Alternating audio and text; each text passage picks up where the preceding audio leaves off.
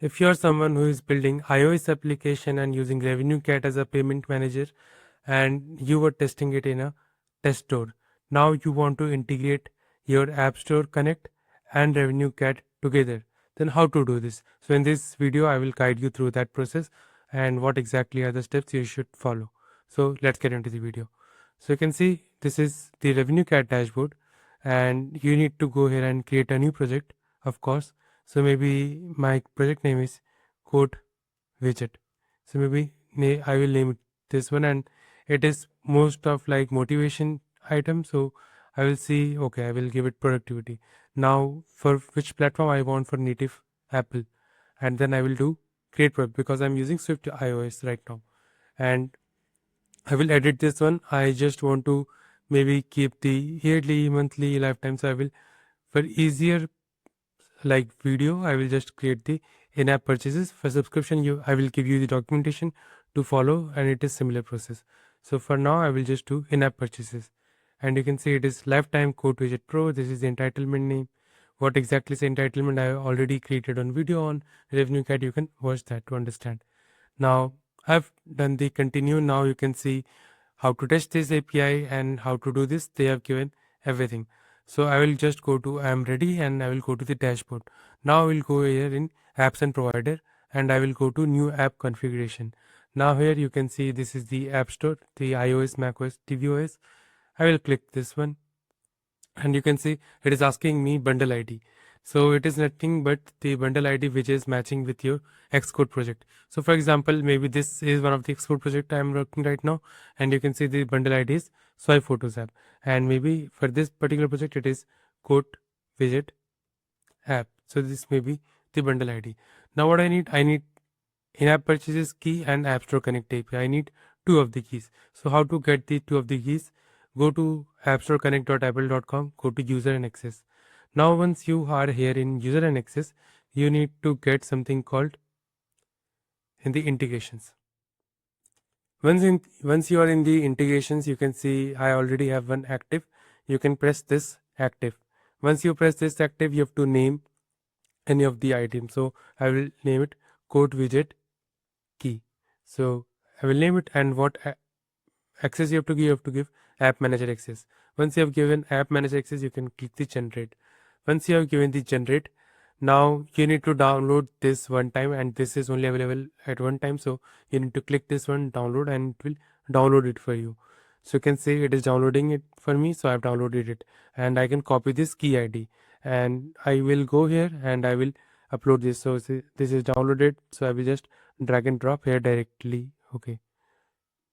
I will just, okay, not in-app. Okay, yeah, this is in-app purchases key, and what is here? Let me see.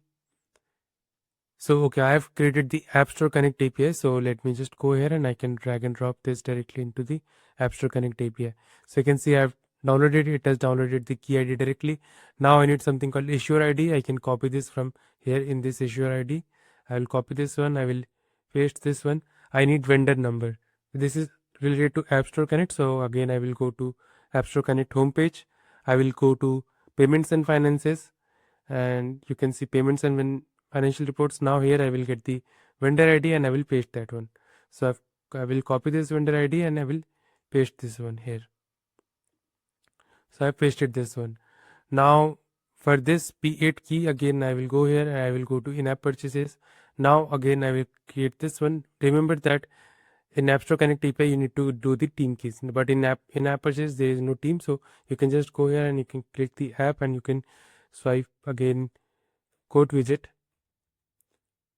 key. You can do this one and you can generate this one. Now you have generated this one, you can download it, the in-app purchases key. Once you downloaded the in-app purchases key, it will be downloaded and you can directly drag and drop to here. Once you have drag and drop, you can see this is downloaded. Now you need issuer ID, which is again the same. You can just go here and you can paste the issuer ID like we did earlier. Now here you need Apple Small Business Program. If you are enrolled, then you need to give this date. I was already enrolled recently, so I will just give my date, and it was this one. So this was my enrollment rate, and if there is any app specific shared secret key, no, there isn't, and I will just do save changes. And once I do save changes, it will save changes for me and it will be linked. So you can see I got the RevenueCat ID. Now once I've got the RevenueCat ID, I can go here in the API keys and I can create this. You can see I have got this public API key. Now once you have done all of this, go again to App Store Connect. Of course, you have registered that particular bundle ID. That's why you were able to create the application. So you will go here in the apps. You will go to that particular bundle ID. That was my code widget app. So I will go to that particular app ID, which you will see. This is the code widget. And here you have to go here and you have to go in the in-app purchases. So if you remember, I have created the lifetime, so that's why I need to go to in-app purchases. Otherwise I would have to I would have to go on to subscription, but I have to go to now to create. So again, it is non-consumable. That what is consumable and non-consumable, you can see consumables such as which are like in-app credits, so gems in a game depleted, they can renew it. And non-consumable, which is like fixed, it cannot be renewed and it is only one-time payment. So non-consumable, you have to name the reference name.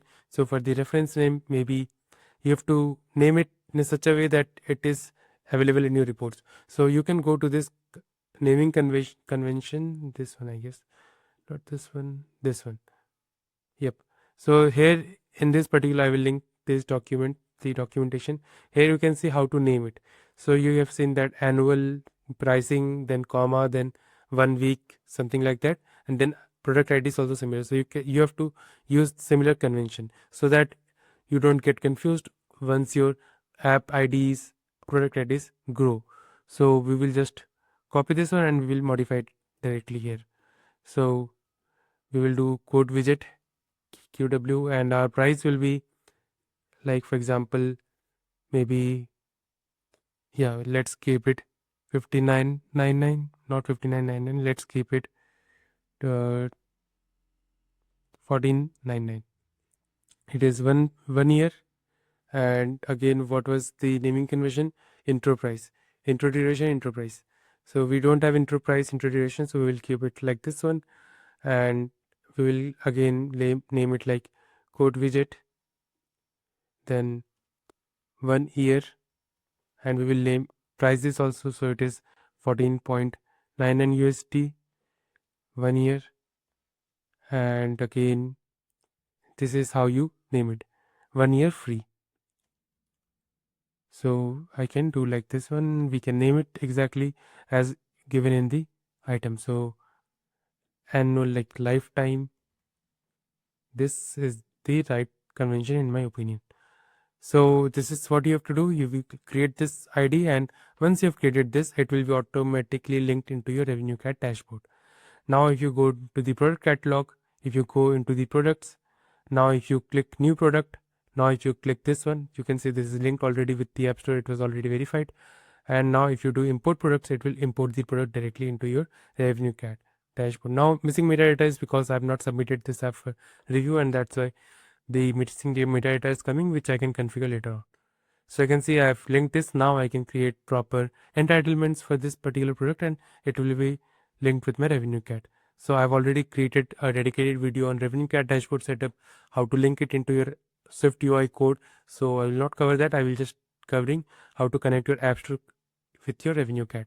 Now once you have created this product, you can set up availability, price schedule, offer codes, App Store localization, you need image, which is optional, then tax category, then review information, and then you can save this one. So this is how you create, and if you want some subscription, you can do that. And again, for that you will get this particular guide how to do that. So you can go here, how to create new product, how to import like product display name, not this one, this is actually this particular product. So you can see they have created subscription. So you can see you have to create the subscription. So you will do that and it will be automatically linked. So you can give this reference to AI and AI will give you the bullet points on how to do. You can otherwise give it to Gemini and you can do live screen share and you can do it. But I created this video to give you hands-on how exactly does it work, and you can see what are introductory offer, free, 1 week and all. So you can do this type of things and you can create your product, and whatever product you create, it will be automatically linked into your RevenueCat. And once it is linked with your RevenueCat, you can create entitlements. You can link the product with the entitlement, then you can create the onboarding page, that is your offering.